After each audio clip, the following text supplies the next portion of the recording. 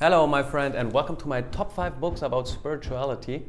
Those books truly have changed my whole outlook on the world, on myself, and have been just such transformational reads that I wanted to share this with you in this video.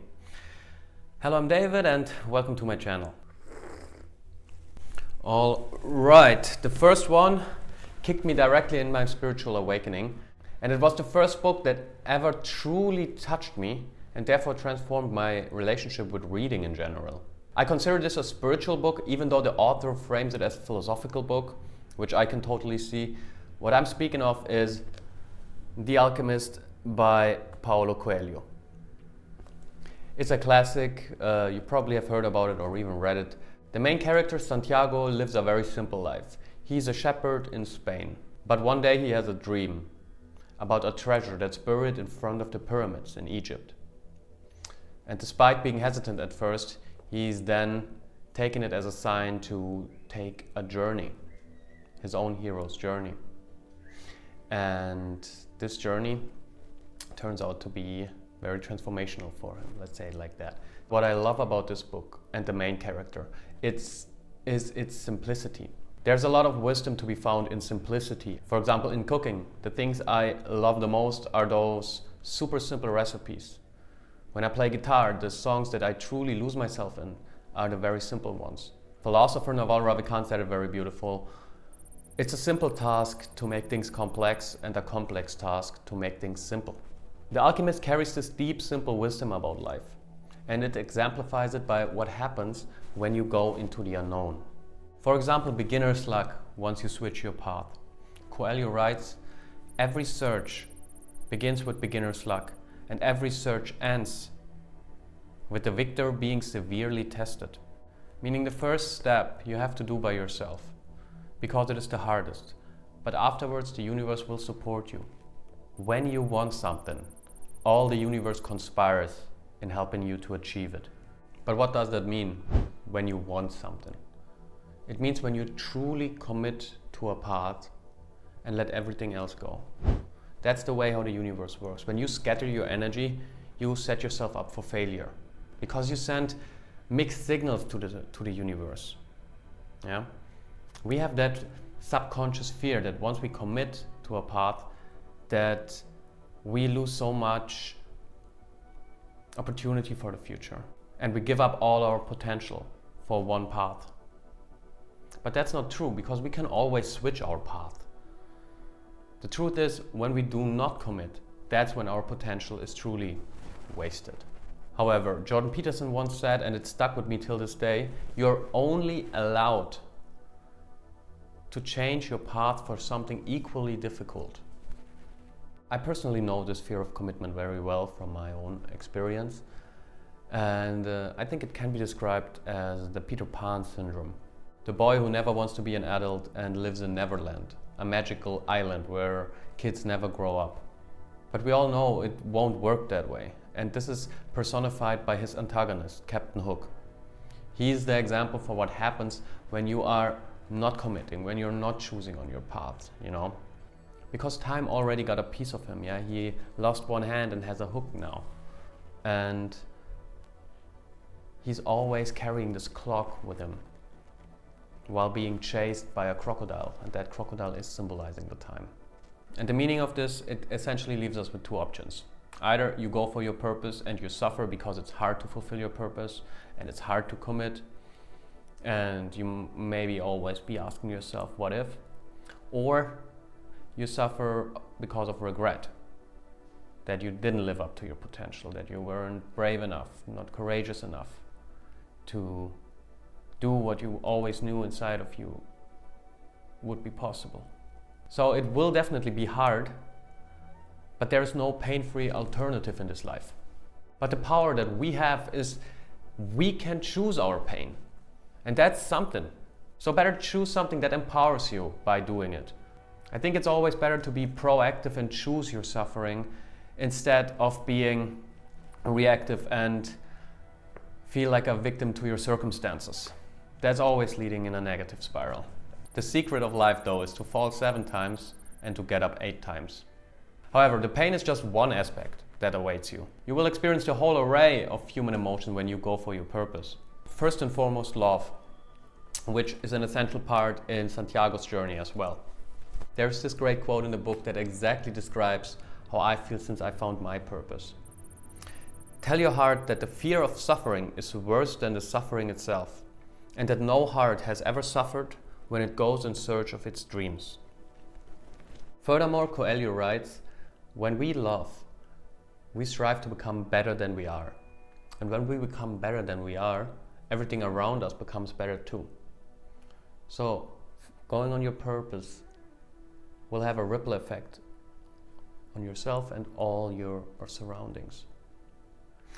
And by the way, if you suffer from meaninglessness in your life, I wrote a free guide that you can download. It's called The 3 Reasons Why You Lack Meaning in Your Life and How You Can Fix It. It's totally for free. I will put the link in the description, so just download it if you want. Okay, I'm going to tell you a little bit more about the story. So Santiago is selling his sheep and he's going for his treasure, which is literally a chest full of gold. But that's just to be understood metaphorically. Same that it's his dream, you know. It's a story about the journey, and what he finds on the journey is the real treasure. A woman, love, personal transformation, and the magic elixir on his own hero's journey. Do you know the hero's journey? The hero's journey is kind of a structure that was figured out by Joseph Campbell, who was a comparative mythologist, by analyzing all old myths of all cultures. And he figured out there was a structure underneath all those stories that was exactly the same. So in Jungian psychoanalysis, for example, you could argue that this way how those stories are channeled and have brought to us, they are there because it is a manual how a human should live their life. You know, old scholars would say the Bible is the same, for example, yeah. But I think it's very fascinating that it is always the same structure. And when you look at your life in whole, you can see there are small heroes' journeys with the same structure and an overarching arc of your entire life. There's one great truth on this planet. When you really want something, it's because that desire originated in the soul of the universe. It's your mission on Earth. So I really cannot recommend this book enough. I think everybody should get something out of it. Paulo Coelho himself, he wrote the book on the Camino Santiago, and after I read it, I went down and walked that hiking trail myself, which was 40 days and 1,000 kilometers. So that was the origin of my spiritual awakening and how I found my path, you know. But this book, it made me go live my life and go on the adventure of my life. And as a result of that, you know, I got way happier, I got way more confident, all my family relationships got so healthy thanks to that, you know. If you want to change in the world, you have to change yourself. I think that's basically it. All right, let's get into book number 2. It's called The Power of Now by Eckhart Tolle. Another classic. I have the German version, but yeah, it's The Power of Now. And this book is going to let your mind explode in the most literal sense. Eckhart Tolle is a German spiritual teacher, and he creates a meditative experience with this book. Over and over, he gets the idea into your head that you and your thoughts are separate things. While reading it, I quickly managed to view my thoughts as a third-person observer instead of identifying myself with them. Okay, let me say that again in case you're not familiar with the concept, okay? You are learning to view your thoughts from outside of your system. You are observing your thoughts as separate things from you. And that is such a huge shift in your reality when you have identified yourself with your thoughts all your life before. You are not your thoughts. Those are free-flying bits of information that can enter your system and they can leave. But not if you cling to them, not if you make them your identity. And in this way you learn to control your mind and let undesired thoughts just go. Aside from that, it takes all the heaviness and judgments away, you know? When you have a weird or an evil thought, it's not you anymore, because it isn't. It never was. And the next logical step would be to do the same with your emotions. Yeah. By the way, that's not part of the book, that's my own ad. But when you view yourself as the Jungian self, yeah, you are the self, the core center of your system, and everything else, your thoughts, your emotions, is just something that tries to enter your system. And it's completely up to you and your level of consciousness how you decide to deal with it. You know?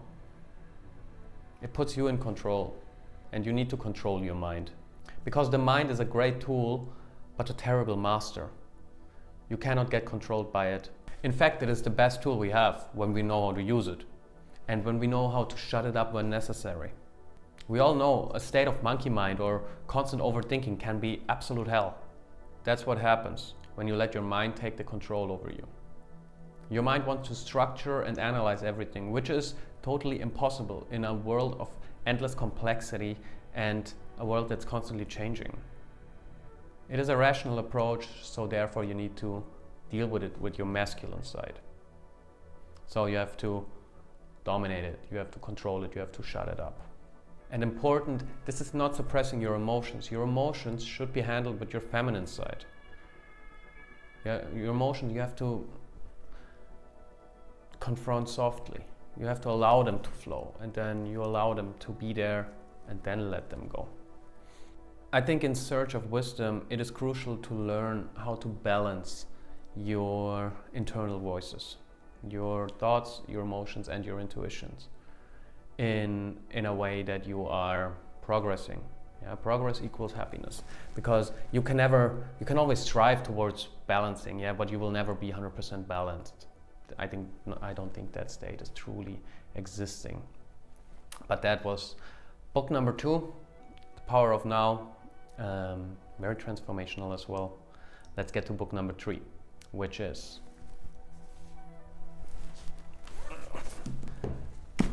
The Book of Symbols. Where can you read it? Here, again, German. In English it's called The Book of Symbols. Again,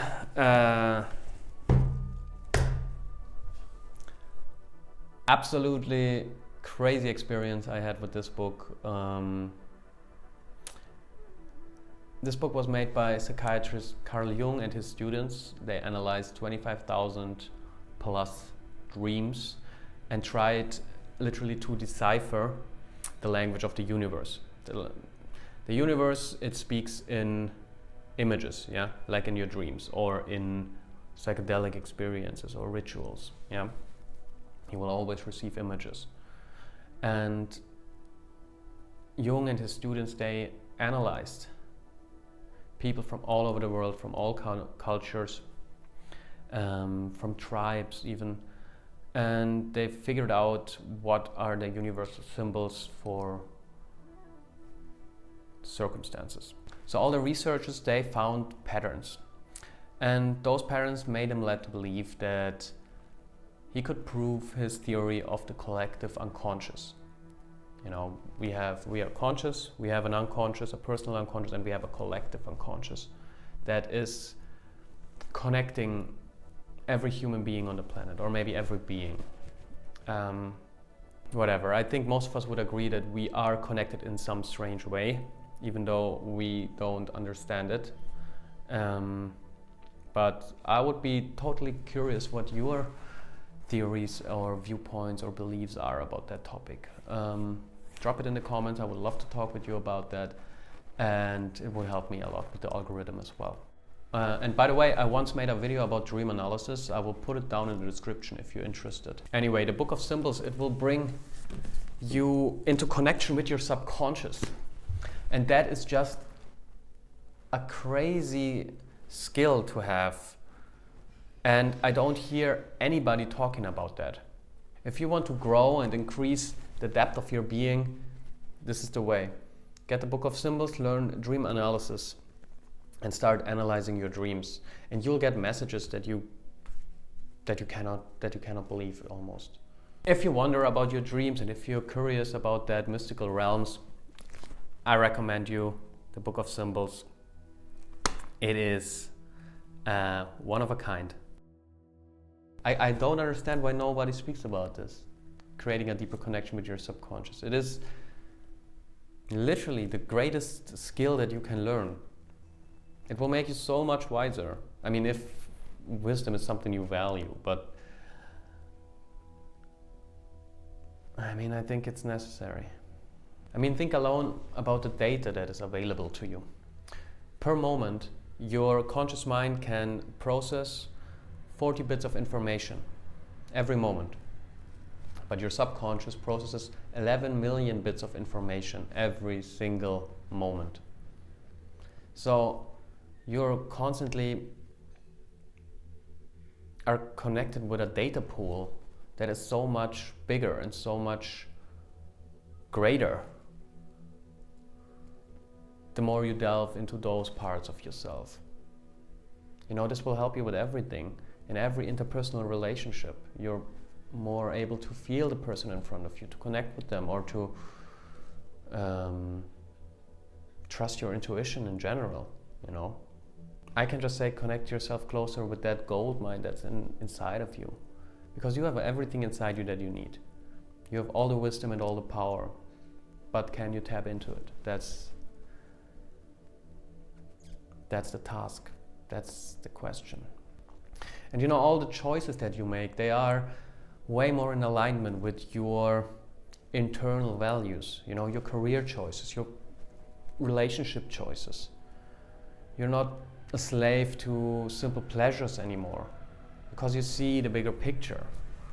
Certain relationship fights are becoming ridiculous. You will emphasize more with the people in front of you, or you learn to let them go, or you let other things go. The Book of Symbol contains several hundred pages of archetypal symbols and images. Their cultural and historical background, as well as their psychological meaning and their mythological origin. Many reviewers describe it as truly transformational and a treasure chest of wisdom. Alright, book number 4, Rules for a Night. This was written by Ethan Hawke. He set it up as a medieval story with around 20 short virtues that a knight in medieval times must have had. It's very beautifully written, and it's written out of the perspective of a knight that writes a letter to his children and wants to give them the important virtues for their life, because he is in front of a battle, like it's the night before a big battle, and he fears that he will lose his life. So this contains beautiful stories and life lessons. It was recommended from my coach, Victor Odo, and yeah, very beautiful little book. You can read this quite quickly. Yeah, definitely recommended. And then, last but not least, the Autobiography of Yogi. This is the story of Paramhansa Yogananda. He's the man who brought yoga to the West in the 1940s. Steve Jobs only had one book on his phone or Kindle or whatever he had, and it was this one. The Beatles said they read it every year because they always find something new in it.